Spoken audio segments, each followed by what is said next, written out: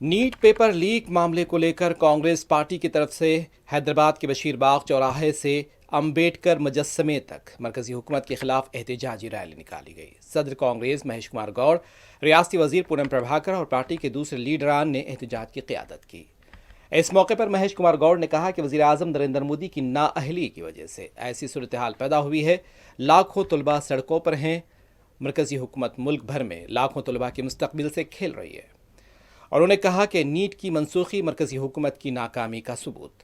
انہوں نے کہا کہ مرکزی وزیر تعلیم دھرمیندر پردھان کو نیٹ پیپر لیک اور منسوخی کی ذمہ داری قبول کرنا چاہیے اور استعفیٰ دینا چاہیے۔ چین ہندوستان کی حدود میں داخل ہو چکا ہے، اس کے باوجود مرکزی حکومت بے بس ہے۔